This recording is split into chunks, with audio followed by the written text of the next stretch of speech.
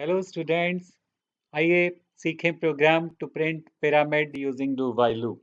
Do while loop को use करके C में पिरामिड प्रिंट करें।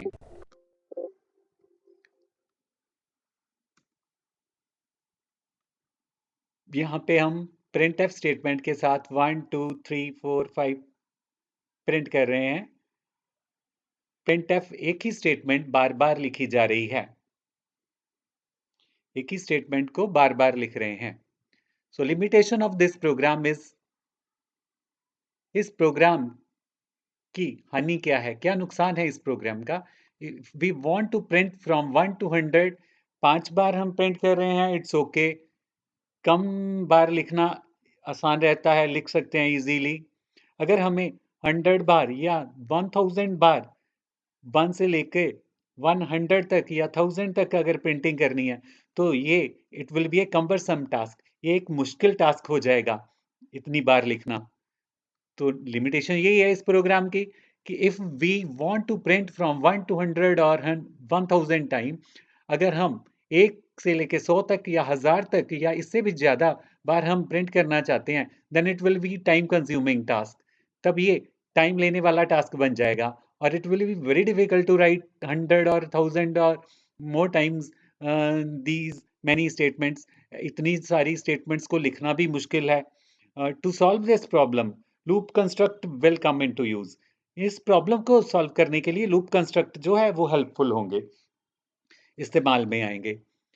तो यहाँ पे हम कैसे इसे शॉर्ट करें, आइए सीखें। हमने साइड पे एक hash include stdio.h void main के साथ ये ब्लॉक लिखा, प्रोग्राम लिखा। अब इसको शॉर्ट करते हैं, कैसे लूप के साथ हम इसे शॉर्ट स्टेप्स में कर सकते हैं।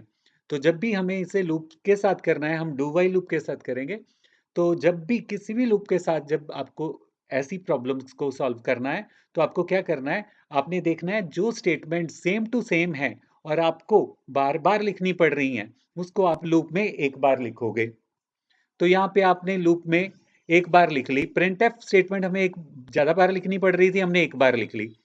और यहाँ पे आप नोटिस करोगे हमने 1 की जगह आई लिख लिया। आई क्यों लिखा? क्योंकि यहाँ पे सारी स्टेटमेंट सेम थी, बस चेंज आ रही थी तो 1 2 3 में आ रही थी। तो जहां पे चेंज आ रही हो वहां पे हमने वेरिएबल ले लेना है। तो चेंज होने का मीन्स, चेंज होने का मीन्स वेरिएबल। वेरिएबल हमेशा यूज किया जाता है चेंज होने के लिए। तो यहाँ पे हमने आई नाम का वेरिएबल ले लिया। तो आई वेरिएबल जो है एक एक बढ़ेगा। तो आई की वैल्यू हमने यहाँ पे एक एक बढ़ा ली, I equal to I plus 1 कर लिया।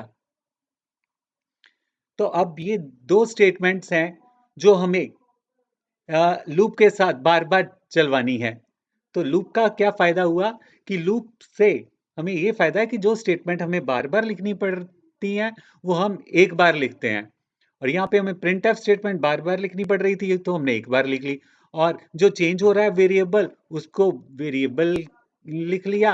और एक वेरिएबल कितना चेंज हो रहा है वो हमने ले लिया, I equal to I plus 1। तो अब ये स्टेटमेंट दो हमें कितनी बार कंप्यूटर से चलानी है, वो हमने डू वाइल लूप के बीच में हमने डू लूप ले लिया, डू लूप की ब्रैकेट्स के बीच में लिख दी। अब ये डू लूप इन स्टेटमेंट्स को बार बार चलाएगा। कितनी बार चलाएगा?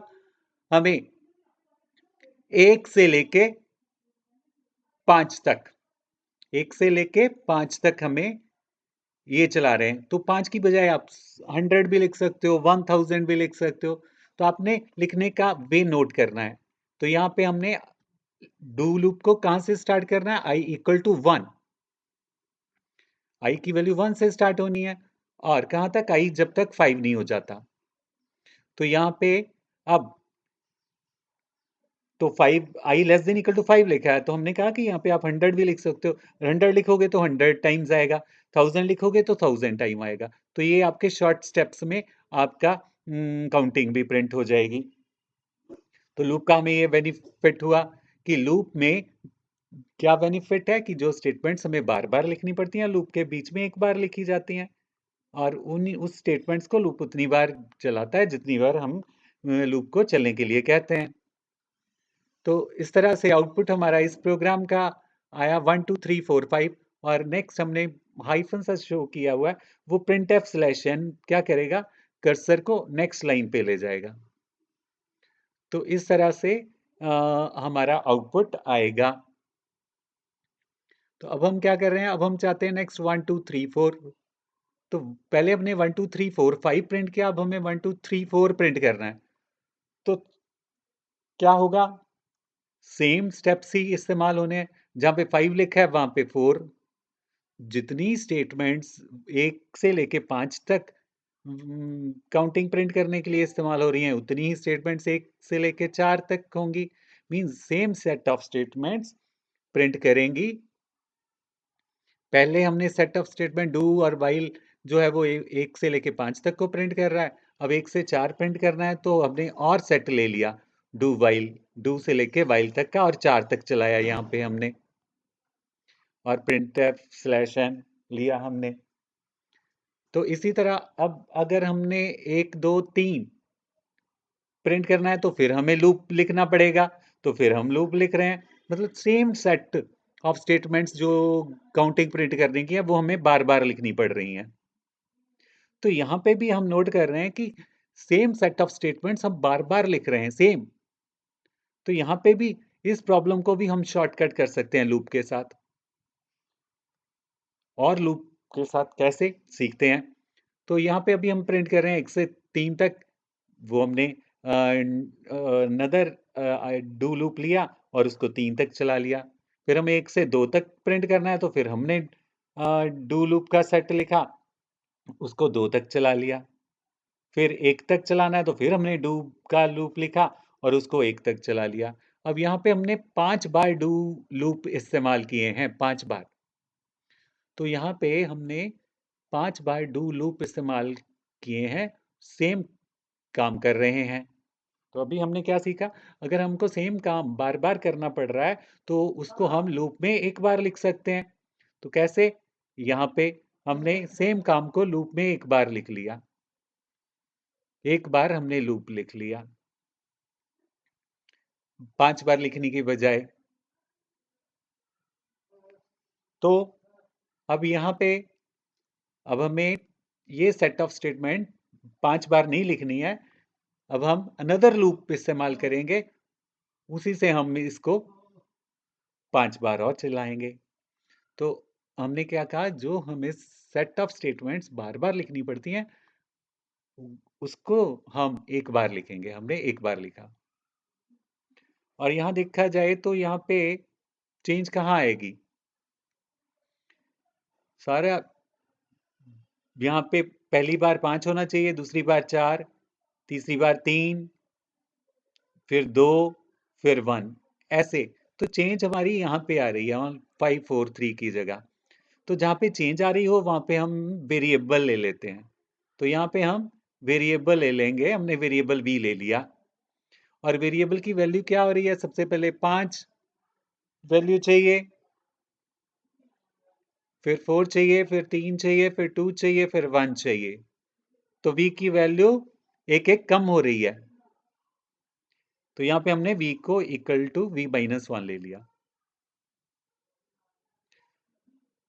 तो हमने क्या कहा, जो स्टेटमेंट्स हमें बार बार लिखनी पड़ती हैं, उसको हमने डू लूप के बीच में एक बार लिखना है। हम डू लूप के बीच में एक बार लिख रहे हैं। डू लूप के बीच में एक बार लिखा हमने। डू लूप आप देख रहे हो ब्लू ब्रैकेट्स में हमने लिखा है, स्काई ब्लू ब्रैकेट्स में। तो अब ये डू लूप को हमने डू लूप जो स्काई ब्लू ब्रैकेट्स के बीच में स्टेटमेंट्स लिखी हैं, उसको बार बार चलाएगा। कितनी बार चलाना है हमें इसको, डू लूप के बीच में हमने जो लिखा है, स्काई ब्लू डू लूप के बीच में जो स्टेटमेंट्स लिखी हैं, वो कितनी बार चलानी है, 5 बार।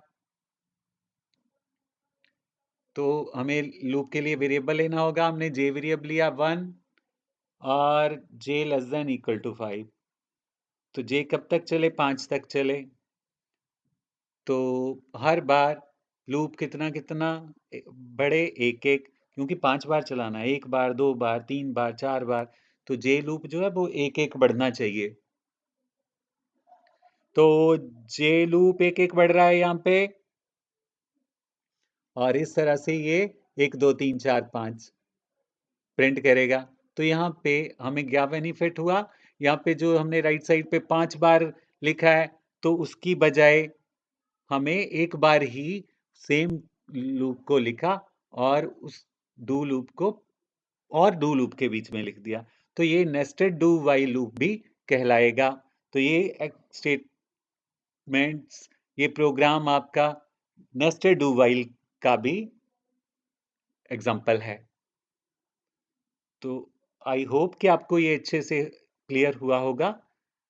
इस लॉजिक को क्लियर करने के लिए आपको एक दो बार ये अच्छे तरह से इस वीडियो में बताए हुए स्टेप्स को देखना है और अच्छे से आपको पिरामिड बनाने का लॉजिक क्लियर करना है। तो यहाँ पे सेशन को एंड करते हुए मिलते हैं नेक्स्ट सेशन में। Till then have a nice time, enjoy, thank you.